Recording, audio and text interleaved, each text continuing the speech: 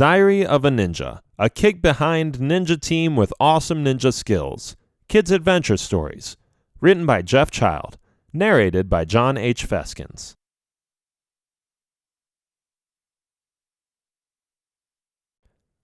Introduction. They are ninjas, a league of thieves. They don't kill, they don't murder, but they know exactly how to execute justice upon those who try to impose a corrupt system on the civilians of the country. The ninjas care about the poor. They are skilled, trained warriors and slick robbers with a conscience. The country is full of corruption. Those at the top don't lift a finger to help out those in need. Someone needs to stand up for something. Maybe more persons than just one. Follow the adventurous story of these ninjas, who go through extensive lengths to make the lands prosper again and divide the wealth among the public.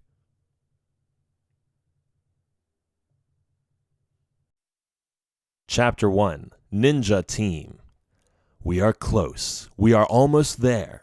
Gliding over the rooftops of the city, we look at the building we are about to enter through the roof window.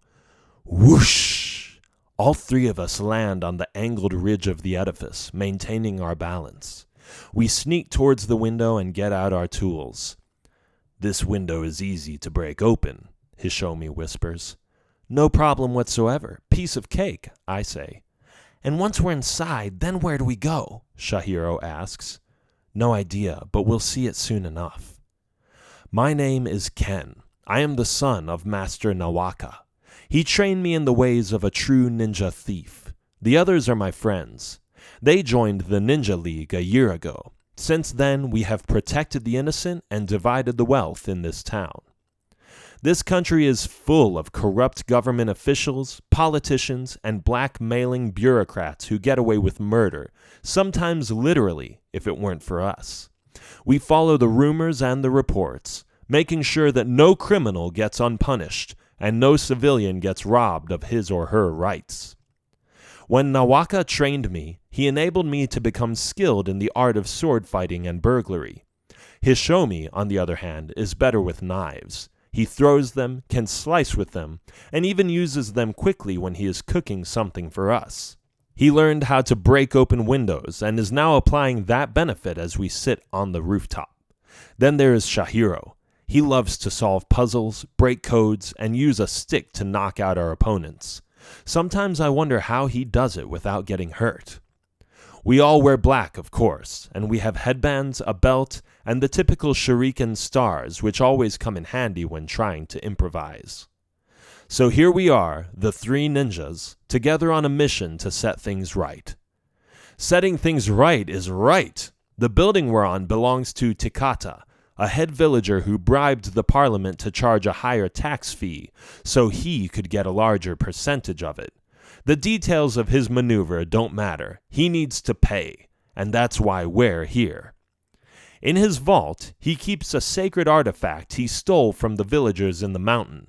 It's an ancient scroll with infinite worth. Museums and religious leaders have already tried everything to get it into their hands, since it contains a code of conduct for those who live in the high mountains. With his troops, this malicious monster barged into the naive village and raided their houses, pillaging and stealing wherever he could. The government blamed it on a foreign enemy, which is why nobody suspects his guilt in the matter. But we know better. Those villagers need their scroll back, and we are going to help them. Enough about that. I thought you might want some background information, but let's get back to what we're doing. Hishomi opens the window with one of his special knives, and we all jump in. This building is bigger than I thought, he says. The more reason to split up and search the place, I say. You go right, I will go left, and Shahiro will go straight. When you find the scroll, fetch it and come back here. Sounds like a plan, Shahiro says in a low voice. I walk into an empty room and slide open the door. In the corner there is tea, and a little table with expensive items such as golden cups, incense sticks of high value, and a powder I have never seen before. Nobody is there, so I slide open the next door. Entering the next room, I notice the silverware and the trinkets on each ornamented chair. This guy is rich. No wonder he has the money to buy off officials. I am tempted to steal more and stuff things into my pockets, but I control myself and move on. There, I whisper as I catch myself thinking out loud. The scroll is placed on a special stool high above the ground, but easy to reach for me. I reach out to grab it, but I am stopped by a voice that says, "Hold it right there."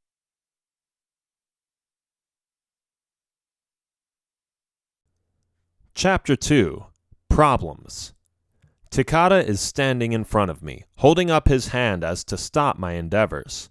He looks angry, infuriated. It gives me the shivers.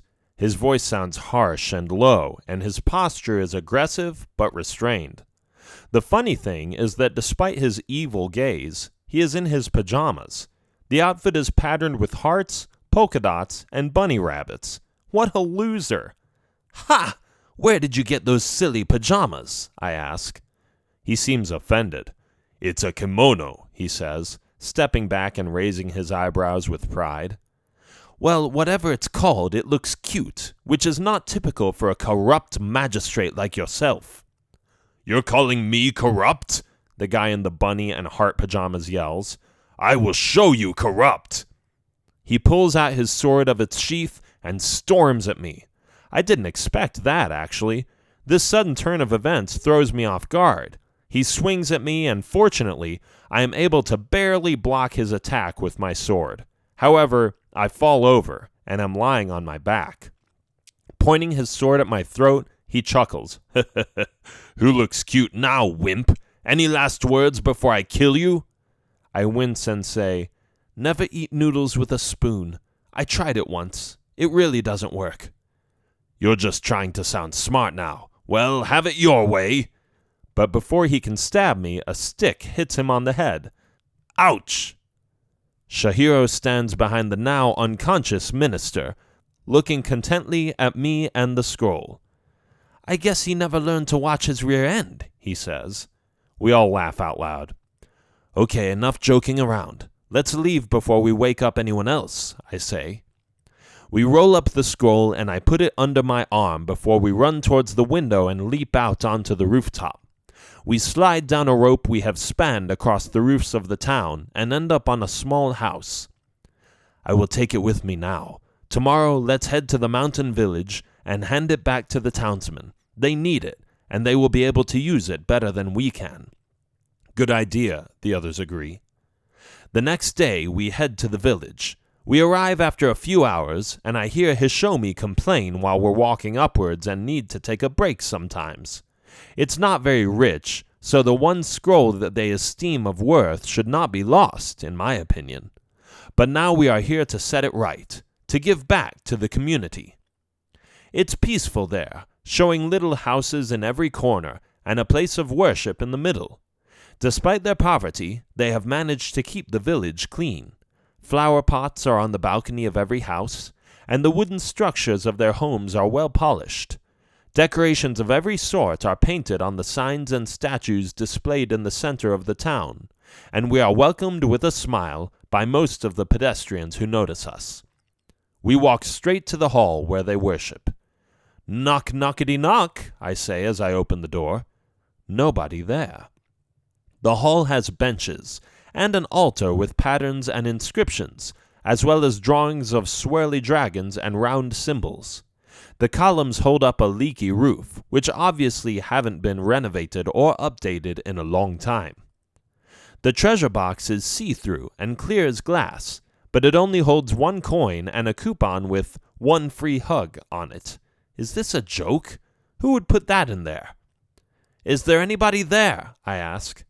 "Doesn't seem like it," Shihiro says. "Look how impoverished this place is." "Hello?" they hear after a while. It sounds like a voice from an old man. They turn around to the direction the words are coming from and see a guy in a robe walking towards them. His robe is red and orange, and he is bald, but he has a hat and a stick in his hand, which helps him maintain his balance. "You young fellows don't look like you're from around here," he says. "We're not," I say briefly. "And for what reason do we have the pleasure of your visit?" We wanted to return this, I say. His eyes get bigger as I pull the scroll out of my backpack and hand it over. Tears of happiness roll down his cheeks. He opens the scroll and stares at it for a while, mustering his wits and controlling his emotions. "Thank you, young man," he says. "You probably have no idea how much this means to us." "You're welcome," I say. "We knew it was important to you, and we realized it was stolen by that evil dude." He smiles. "Anyway, see you later," I say. "Hold on a minute," the old spiritual man says. "If you don't mind, I have a request." "Go ahead and speak up," I say. "Did you see our village?" he asks. "Of course. We walked through it to get here, remember?" "And you probably noticed we don't have much here, didn't you?" he says. "I did. Where are you getting at?" "When was the first time you were here?" he asks. "I don't know," I say. "Maybe a year ago or something?" "Ah, you are fairly new. Even just 2 years ago, it was extremely different. Our village prospered. We had wealth beyond anyone's imagination. Fountains were flowing in our springs and wells. Homes were not rotten and decaying with mold as they are now. Merchants from all over the country came to reside here to acquire our abundant resources. That is, until it got taken away." "Who would do such an evil thing?" Hishomi asks. "The Emperor." "The Emperor?" we all ask in chorus. "Yes, he is the one responsible for our dire circumstances. It started with a higher tax rate, but after a while it didn't stay with taxes. He charged us for walking, traveling, eating, growing products, and basically doing anything in life. He placed guards to enforce strict rules on us, and when he saw there was nothing more to gain, he left and all his guards with him. It wouldn't surprise me if he is doing the same thing right now with another village." "Good sir," I said, "we must stop this dictator from causing more damage. We will help you. Do you have a map so you can show us where to find him?"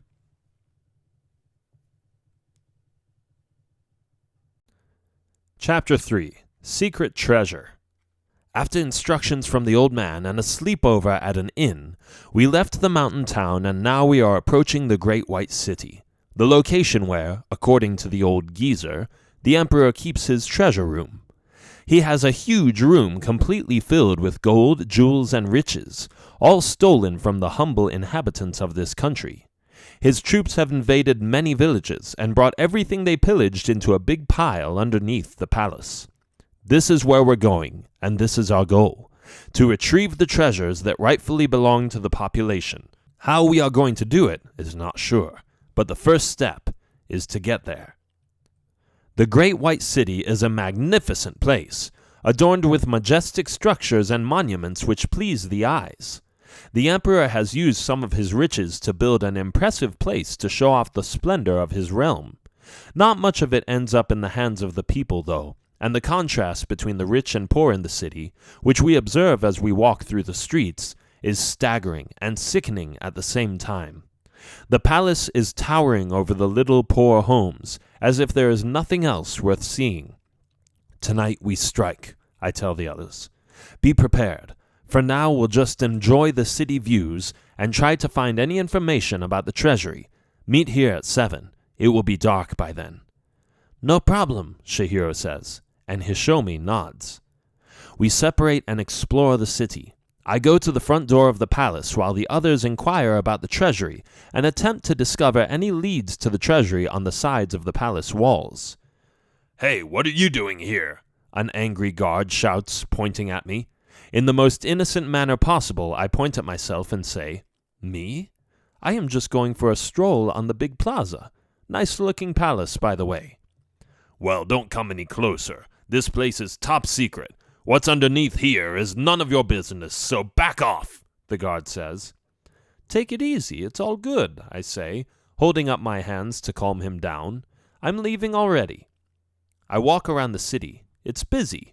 Nobody dares to come near the palace, though. Everyone just walks around it and avoids it completely. Interesting. Later, I meet my friends at the designated spot. Did you find anything? Hishomi asks. No, not really. They're pretty protective of that palace, I say. What about you? Nothing, Hishomi answers. But Shahiro found something. Tell him, man. So this is what happened, he says. I didn't see much myself, so I stopped looking around and engaged in some conversation with the locals. And? Well, one of them used to work at the palace as a servant. He confirmed that there is a gigantic treasury underneath it. And this is a secret most people don't know anything about. There is a hidden passage underneath it. He is willing to guide us there against a small payment. There are no guards, no traps, or anything else that could thwart our plans. So what do you think? How much did he want? Not much, I assure you. We can go talk to him. He may lower his price if we talk him down a little. It's not like he has much else to do. Perfect. Let's go, I say.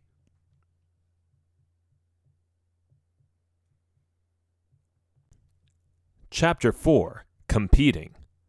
We wait until it is dark. Better to remain unseen than to get spotted by the corrupt emperor's guards. Eventually, we arrive at the man's home Shahiro told us about. He looks weird, but old. It's like he has seen a lot happening in his life. He has a small beard, a tattoo on his arm, and sloppy pants topped with a gray blouse, opened up and unbuttoned, revealing his chest. He coughs and drinks a sip from his tea. Greetings, he says. Did you get the message about the secret passage? Yes, I say, but we cannot pay you until we get back. We are about to steal treasure from the corrupt emperor, and we can give you a share when we confiscate it. Very well, the man says. I didn't expect much. Just watch your back. You never know in that palace. Even within the walls it is heavily guarded, and the emperor has ways to spot spies and thieves easily. Take caution. We will, I say. After a short conversation, we follow this local guy to the underground tunnel. Do you see the hatch? He asks. Yes. When the architect built this palace, he was angry at the emperor. The emperor had cut his wages and told him he would be sent home without a job after the project. To ensure a steady income, the architect designed a secret underpass leading directly into the treasury, through which he occasionally took some of the emperor's riches and remained unnoticed. How do you know all this? Shahiro asks. Because he was my father, the man says. But I am not going with you. There have been others who arrived at the treasury and got caught. The emperor still doesn't know how they got there, but he knows there is a leak, a way to get in. That's why he doubled the guards and keeps his eyes open. I wish you the best, and may you return safely. So that you can get some money as well, right? Hishomi says with a smirk. Of course, the man says, as he walks away laughingly. We put on our masks and walk towards the hatch. It's hidden behind a shed, but it was slightly visible when the man pointed it out. It takes a little effort to open it, but with the three of us, we managed to do so within a few seconds. Do you have a torch? Hishomi asks. Sure do, I say, and I light up the torch. It's shallow. We jump down through the opening and find ourselves in a stench we haven't smelled before. Ugh, is this the sewer? Shahiro asks. I don't know if it is, but if it's not, then it should be around here somewhere, because this is disgusting, Hishomi answers. Oh well, I don't care, I say, as long as we can get our hands on that treasure, whether it stinks or not. We walked through the obscure tunnel and discover a couple turns. Holding the torch, I make sure there aren't any exits we are missing. If this is a complicated network of corridors, I would want to know about it. Fortunately, there is only one way to go. We see dead rats and broken cardboard boxes on the floor, as well as small pools of gross brown water and things we don't even want to know about. Wait a minute, Hishomi says. What's that? He points at a shiny, glimmering speck in the distance. Let's check it out, I say, walking up front and holding the torch in front of me. We come closer and find a piece of gold. I pick it up, brush it off with my hands, and observe the splendor of the coin. Wow, Hishomi says. Looks awesome. Shahiro adds his thoughts. The architect must have dropped it here when he stole treasure. Maybe he forgot about it. It's a good sign, I conclude. Let's move on. As we move on, we concentrate on our surroundings to possibly detect another piece of gold of some sort. After about 15 minutes, we see a dead end. Great, so now what? Hishomi asks. There is no door. There must be something around here, I say. It's not a dead end for nothing. The architect must have come through somehow, so let's search the place. After some time, Shahiro says, "What if it's another hatch?" We look up. There, a hatch. He is right. Let's open this thing, I say. On 1, 2, 3. Lifting with all our strength, we lift up the hatch. A loud clunk sound echoes through the tunnel. Whoops, a little too loud, I must say. Hishomi sticks his head through the hatch. What do you see? I ask. It's pitch black. Can you hand me the torch? I give Hishomi the torch and he lifts himself up into the room the hatch connects to. Wow, you have to come see this, he says. Shh, I whisper. There may be guards. I don't think so, he says. There's nobody here. You can never be too careful. Hey, pull us up so we can come see. No problem, he says as he grabs our arms and helps us get up there. As soon as we are in the room with him, we glance around and observe a mountain of treasure. Golden coins, vases, statues, and other artifacts are piled up at least 20 feet high as the torch's light reflects in the mirrors, jewels, gems, and ornaments in between all the gold visible in the treasury room. Very impressive, but how are we going to haul all that stuff out of here? Let's start with the chest, I say. We will fill it up and lower it down, and we will use other boxes and items to fill up the stinking tunnels with the gold and treasures as much as we can. We'll carry them out afterwards, but first I want to grab some of this and get out of here before anyone notices us. I don't trust this one bit. Sounds like a plan, the others agree.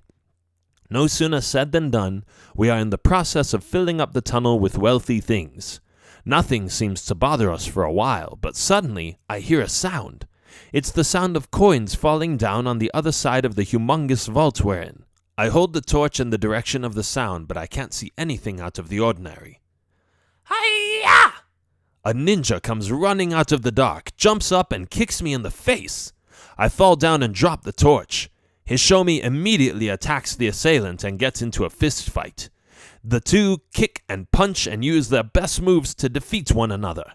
However, they get interrupted by Shahiro, who grabs the ninja's foot through the hatch and pulls him down. Bang! Shahiro punches the ninja in the face. Knockout. Shahiro looks up at us with his hands in his side and a confident grin. Yeah, I say. Rub it in. You just got lucky. We jump down and join Shahiro in the tunnel. Now let's see who this cheeky annoyance could be.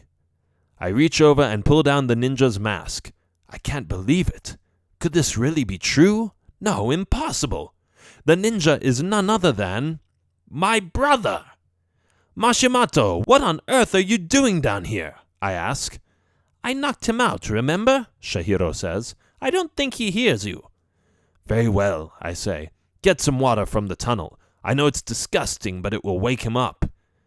Hishomi fetches some water and hands it to me in a golden cup from the treasury. I take the cup and splash the water in my brother's face. Mashimato coughs.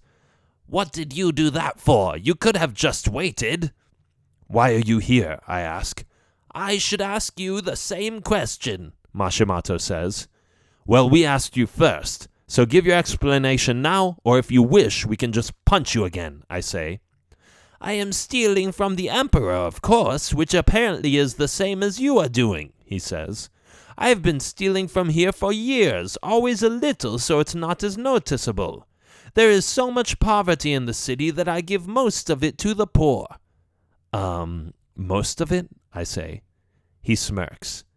Yes, I keep a little just to get by, but not more than I need, really. Ah, got it. We are doing the same. We are going to return some of these riches to the mountain villagers. I guess we're on the same team then, my brother says. Yes, so let's get these things loaded.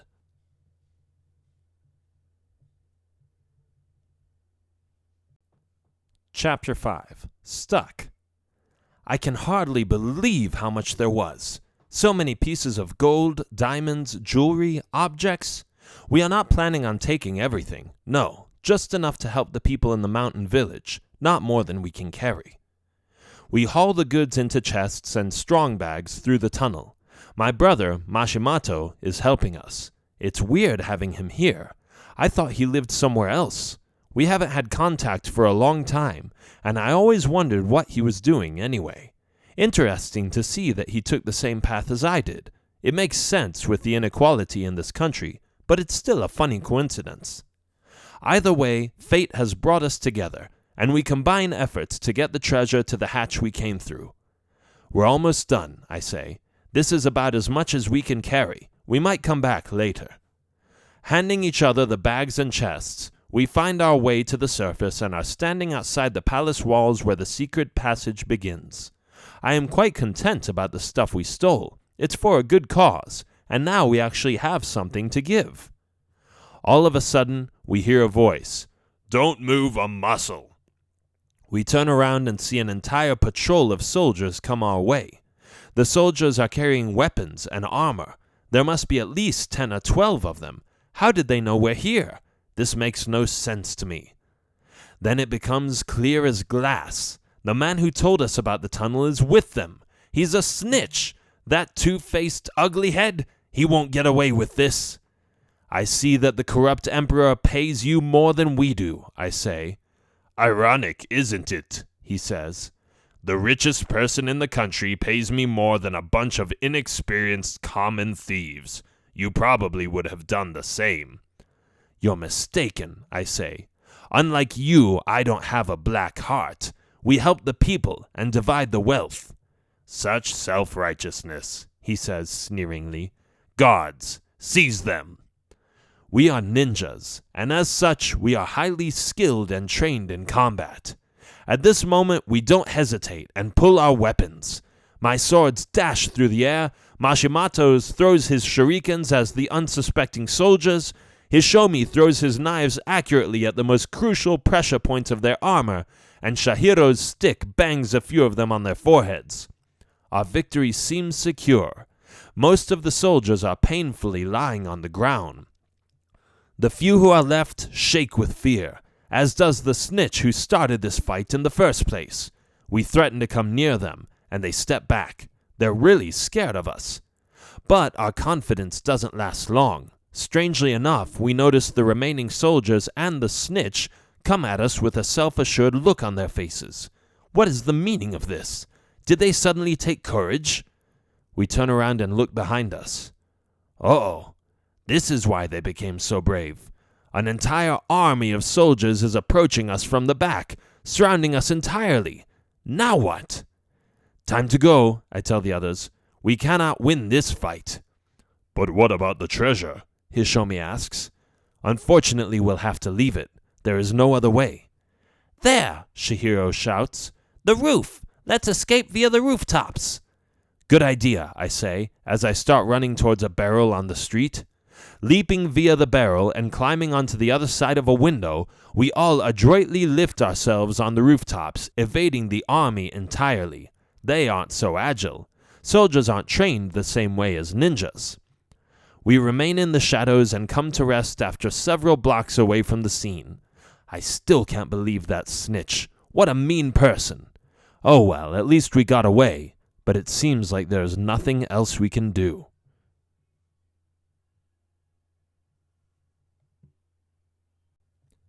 Chapter 6. The Last Fight. The next morning we wake up in the hay in a barn. We were hiding there that night, but the mooing of the cows hasn't exactly provided me enough sleep. I stretch, blink, and rub my eyes. The others are still asleep. I decide to take a look outside the barn. It was so dark the previous night that I hadn't really checked out the environment. I sneak through the barn door and end up on a patch of land with cows, trees, and sheep. It's good we left the city, or else the guards would have stood a better chance of finding us.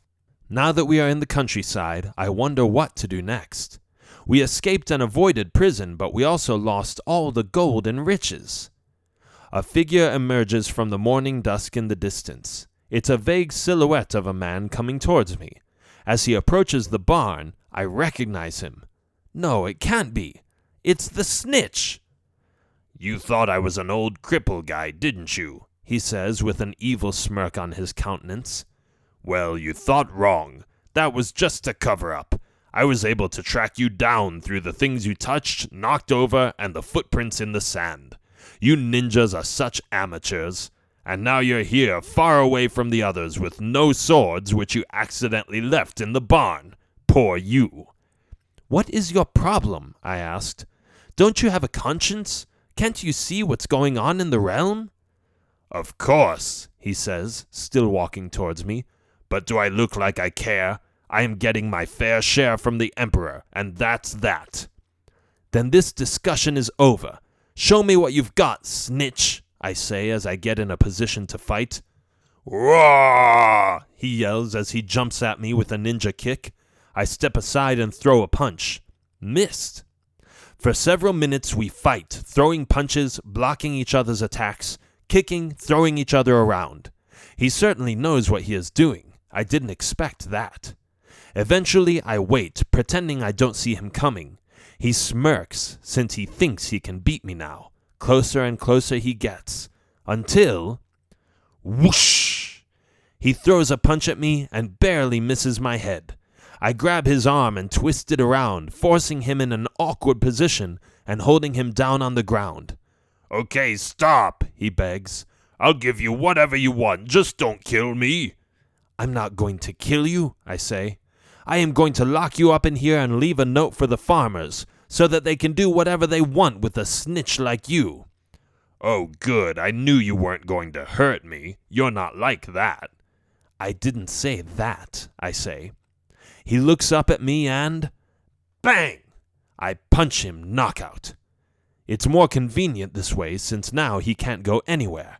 I drag his weak body over the floor to the barn. Look who we have here, I announce, waking up the others.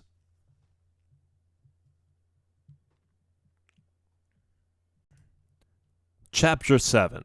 All or Nothing. Here we sit. We ended up with nothing. All our efforts were in vain. We left the snitch to the inhabitants of the city. We are not executioners, but thieves. However, there is no point in going back now. The only entrance to the treasury that was safe enough to sneak through has been closed and destroyed. It would be near suicide to make another attempt. The four of us sit on a bench, watching the children of the mountain village play and old ladies walk by, leaning on their sticks. The molded homes still look gray and broken. The atmosphere is the same, happy, but impoverished and basic. The simple necessities of life are there. Their needs are fulfilled. Maybe it's for the better, I think. Wealth only makes people greedy and selfish. Why would we want to provide everyone with abundance when superfluity only created misery? Are you hungry? I ask the others. A little, Mashimato says. Starving, Hishomi answers. Shahiro says nothing. We wait and wait. Then we all look at him. He is staring in front of him, drawing circles in the sand with his stick. What about you? I ask. I thought perhaps we can buy us a good lunch with this, he says, pulling out a huge, shiny diamond out of his pocket. Holy snaps, I say. Where did you get that? I am not one of those second-class thieves, he says smilingly. I managed to slip a jewel into my pocket before we got caught. Let me look at that, I say, snatching it from his hand. This must be worth 1,000 pieces of gold, Shahiro. I don't think you just stole any diamond. It's huge and it's pure. You're awesome. We will go to the villagers and give them this. Yes, in exchange for a delicious meal, Hishomi adds. We hand the diamond to the village elders. It appears to be of intrinsic worth, so much that there is enough money to renovate and polish every tiny home in the village. We were thanked by each villager, and we felt great. A few months later, we come back. The fountain in the town square works. Flower pots are updated and beautiful. The homes look new and refreshed. The same children are playing on the streets, but this time with several different toys and books to read. The old man we talked to earlier greets us and welcomes us, showing us a house that has been kept empty for a while. I think we found our new home. The end.